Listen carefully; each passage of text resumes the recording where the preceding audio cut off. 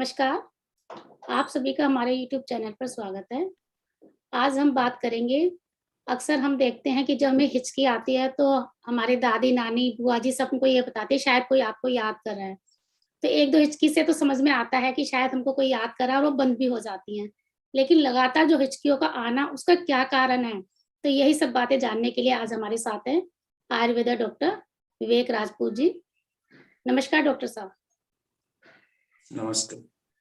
Doctor साहब, अक्सर हम देखते हैं कि हमें हिचकियाँ आ जाती हैं, तो हमारे पेरेंट्स हमसे बोलते हैं, ठीक है, आपको कोई याद कर रहा है। अक्सर सभी लोगों के साथ ऐसा हम सुनने में आ जाता है। लेकिन देखा जाता है कि लगातार हिचकियों का आना 1 दिन, 2 दिन, 3 दिन लगातार बनी रहती है। इसका क्या कारण होता है? अक्सर हमने देखा है कि बहुत सारे लोग बोलते हैं कि हिचकी आई तो कुछ मतलब कोई याद कर रहा है वगैरह, ऐसा जी, बात है। बिल्कुल सर, ये बिल्कुल। कहने के लिए या बोलने के लिए या सुनने के लिए ठीक लगता है। जी, वो एक मजाक हो जाती है। बट अगर हम उसको एनाटॉमिकली, फिजियोलॉजिकली और मॉडर्न साइंस के हिसाब से अगर देखें तो हिचकी आने के लिए कुछ कारण होते हैं। जी, तो वो कारण और हम जो एनाटॉमी और फिजियोलॉजिकल चेंजेस होते हैं हिचकी के वक्त, वो हम आज देखेंगे। जी, तो हिचकी के बारे में अगर हम जब सोचते हैं तो हमें सबसे महत्वपूर्ण बात कहनी पड़ेगी वो डायफ्राम मसल के बारे में। जी, डायफ्राम मसल एक मसल होती है जो कि एब्डोमिनल जो कंपार्टमेंट है और चेस्ट कंपार्टमेंट है, उसके बीच वाली जो लेयर होती है मसल की, उसे हम डायफ्राम कहते हैं। It is the layer of muscle which divides abdominal part and chest part in two different sections। मतलब क्या होता है, दोनों जो पार्ट है, एब्डोमिनल पार्ट और चेस्ट का जो पार्ट है, उसको अलग सा करवाने वाली एक जो मसल है, उसे हम डायफ्राम कहते हैं। अभी डायफ्राम को सप्लाई करने में बहुत सारी नर्व्स भी जाती है। उसमें से दो जो प्रमुख नर्व्स होती है वो फ्रेनिक नर्व बोलती है और एक वेगस नर्व होती है।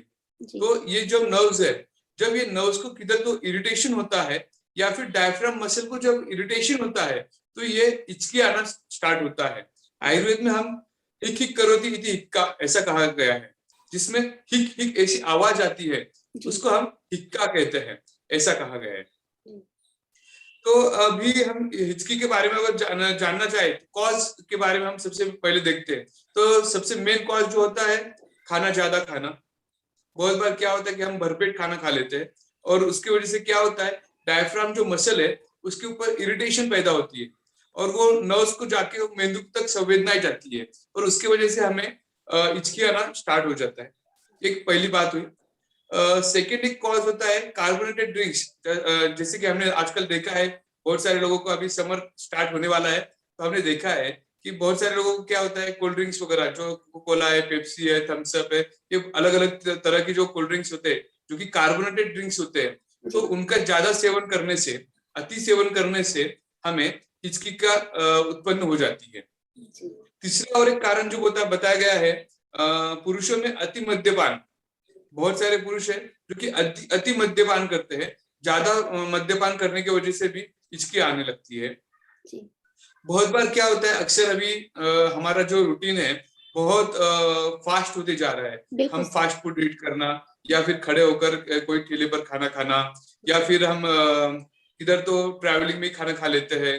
तो इस वक्त क्या करते हैं, हम हड़बड़ी से खाना खाते हैं, बहुत हड़बड़ से खाना खाते हैं हम। ऐसा आयुर्वेद में बोला है कि हमने खाना खाते वक्त ना टीवी देखना चाहिए, ना कुछ काम नहीं करना चाहिए। पर आजकल हम बहुत सारे व्यस्त जिंदगियों में हम देखते हैं कि बहुत सारे जो लोग हैं वो खाना खाते वक्त कैसा है, एक तो न्यूज़पेपर पढ़ेगा, कोई रहता है कि वो टीवी देखते रहता है, कोई न्यूज पढ़ते रहता है। तो ये सब चीजें क्या होती है ना, उनको कंसंट्रेशन नहीं होता खाना खाते वक्त और उसकी वजह से जो हिचकी लगना स्टार्ट हो जाता है। तो ये भी बहुत प्रमुख कारण होते हैं हिचकी लगने के। इसके अलावा कैसा होता है कि बहुत सारे क्रोनिक डिसीजेस में भी हिचकी आना स्टार्ट होता है। मेडिकल साइंस में जितने कुछ एडवांसमेंट हुए उसके वजह से उसके अंदर भी कुछ मेडिसिन है, बार्बिट्रेट्स बोल के होता है। तो ये जो मेडिसिन है, जैसे एनेस्थेटिक मेडिसिन से कुछ, तो उसके अंदर अगर डोज में थोड़ा बहुत ये होता है तो उसमें भी हमारा कुछ हिचकी आने का उनका भी ये होता है, उसकी वजह से भी हिचकी आ जाती है। मेडिसिन की तो ये वजह बहुत से सारे कारण होंगे। हाँ, ट्रैंक्विलाइजर्स और बार्बिट्रेट्स बोल के जो मेडिसिन रहती है एलोपैथी मेडिसिन में, तो उनका अगर सेवन प्रॉपर तरीके से नहीं हुआ, कुछ हुआ, तो उसकी वजह से भी हिचकी आना स्टार्ट होता है। तो अभी हमने ये सब देखे इसके आने के कारण, और मेनली इसमें मसल का इरिटेशन, डायफ्राम मसल का इरिटेशन और या फिर नर्व्स का इरिटेशन, इसकी वजह से हमने इसके आना है। ये हमने इसका पूरा पैथोफिजियोलॉजी बताया। हाँ, तो सर क्या जैसे अक्सर लोग ठंडा पानी बहुत इस्तेमाल करते हैं, जैसे आपने बताया खाने की वजह से, तो ये हमारी जो नर्व जो होती है वो डिस्टर्ब हो जाती हैं। क्या एक जो अति, जैसे कहते हैं सर, ज्यादा अति भी ज्यादा अच्छी नहीं किसी चीज की, तो ठंडा पानी अक्सर लोग कहते हैं खाने के साथ बहुत ज्यादा पीते हैं, चिल्ड पानी, क्या वो भी एक रीजन रहता है इसका? चिल्ड पानी, हाँ। अभी पानी पीने के बारे में अभी आयुर्वेद क्या बोलता है हम देखते हैं।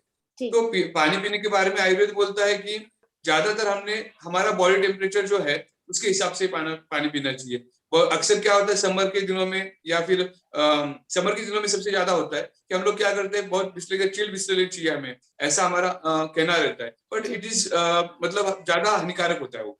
सर आयुर्वेद में किस तरीके से ट्रीटमेंट किया जाता है जिससे हिचकियों का आना बंद हो जाता है? किस तरह से आप उसको हैंडल करते हैं, किस तरह से आप उसको मेडिसिन देते हैं?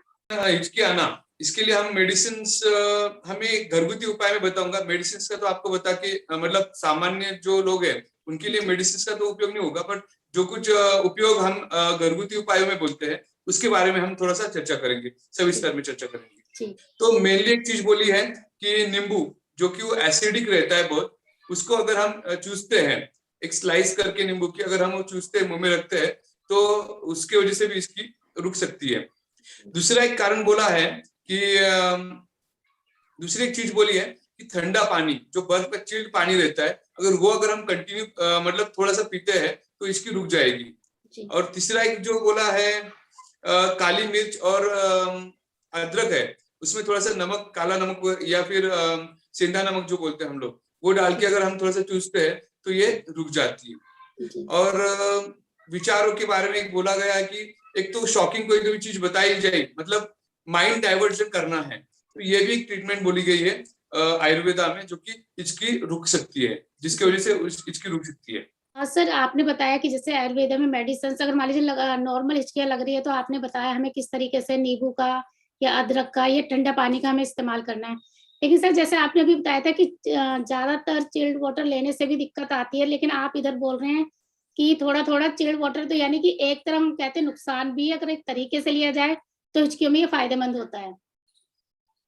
ठंडा पानी मैंने बोला है, जो बर्फ का पानी जो बोला है वो क्यों बोला है कि जो नर्व्स है, नर्व्स को एकदम से एकदम चिल्ड अगर ये इसका ये होता है तो उसकी वजह से हमारा इसकी रुक सकता है। मतलब जो बॉडी का नॉर्मल टेम्परेचर उससे ज्यादा अगर मिलता है, ज्यादा ठंडा टेम्परेचर हम देते हैं, तो उसकी वजह से वो नर्व इंपल्स जो है ना एक्टिवेट हो जाते हैं, और उसकी वजह से इसकी रुक सकती है, मतलब ब्रेन का जो कॉन्शियसनेस है वो बढ़ जाता है ऐसे।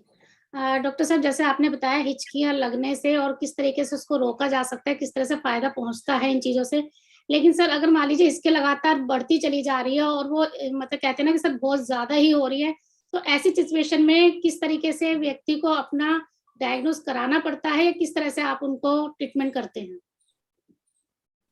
इसकी मेनली अभी मैंने जो बोला, नर्व्स का जो प्रॉब्लम्स वगैरह जो बोला है मैंने, वो तो होता है। सेकेंड चीज कैसी होती है कि हिचकी का जो मेन रीजन ये भी हो सकता है कि सीएनएस, मतलब सेंट्रल नर्वस सिस्टम जो बॉडी की है, उसके अगर कुछ प्रॉब्लम्स रहती है तो उसकी वजह से भी होता है। तो इसके अंदर कुछ इन्वेस्टिगेशन वगैरह करवा के हम डायग्नोस करके हम उसके ऊपर प्रॉपरली ट्रीटमेंट दे सकते हैं। हिचकी दो टाइप की होती है मेनली। तो एक हिचकी बोल के हम सिम्टम वाइज आती है, कोई तो भी बीमारी है बड़ी और उसका सिम्टम बोल के हिचकी आना, एक ये प्रॉब्लम, ये एक चीज हो गई। दूसरी एक चीज हो गई कि नॉर्मली हमारे खाने पीने में कुछ गड़बड़ हो गई, हम ज्यादा तीखा खा रहे हैं, एकदम से हम बहुत ज्यादा खाने में आया है, या फिर हम कार्बोनेटेड ड्रिंक्स ले रहे हैं, ये सब चीजों की वजह से भी हिचकी आती है। तो ऐसे दो टाइप्स हो गए, एक मतलब कोई रोग के परिणाम स्वरूप और कोई एक इंडिविजुअल हिचकी आना, ऐसे दो टाइप्स हुए। तो इंडिविजुअल जो हिचकी आती है वो तो हम घरगुती उपायों से ठीक कर सकते हैं, बट जब हमारी हिचकी कोई रोग के हिसाब से होती है तो हमें उसकी प्रॉपर ट्रीटमेंट मतलब लेना महत्वपूर्ण होता है। ज्यादातर हम लोग सजेशन देते हैं कि अगर किसी को हिचकी 48 आवर्स के ऊपर चल रही है तो हमने तुरंत डॉक्टर को कंसल्ट करना चाहिए। जी जी। डॉक्टर साहब जैसे आपने बताया कि इसमें एक आहार का भी लेना इतना मस्ट हो जाता है, किस तरीके का आहार अगर बाई चांस व्यक्ति को लग रही है और उसका ट्रीटमेंट भी साथ में चल रहा है, उस दौरान उसको किस तरीके का आहार अपने खाने में शामिल करना चाहिए? आहार तो हमने पहले ही बोला है कि रूखा सूखा आहार हमने खाना नहीं चाहिए। आयुर्वेद बोलता है कि वात की वृद्धि बढ़ जाती है अगर हम वातज आहार ज्यादा खाते हैं, मतलब रूखा सूखा आहार खाते हैं, जैसे कि ब्रेड बिस्किट वगैरह जो ऐसा आहार खाते हैं, तो ये हमारे वात की वृद्धि करेगा और वात की वृद्धि होने की वजह से दोबारा हिचकी लग सकती है। और दूसरा अगर बोला तो मधु का सेवन, मतलब हनी जो बोलते हैं हम लोग, तो जब हनी जो है ये भी एक अच्छा नुस्खा है हिचकी रोकने के लिए। जब ज्यादा हिचकी होने लगती है तो हम थोड़ा सा हनी का चाटन करना चाहिए, मध का चाटन करना चाहिए, तो इसकी वजह से भी हमारी हिचकी रुक सकती है।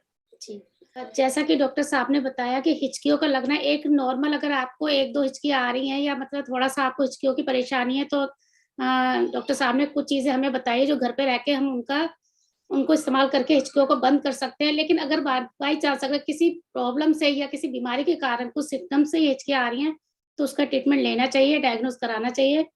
डॉक्टर साहब, आपका हिचकियों के बारे में इतनी महत्वपूर्ण जानकारी देने के लिए आपका बहुत-बहुत धन्यवाद। नमस्कार डॉक्टर साहब।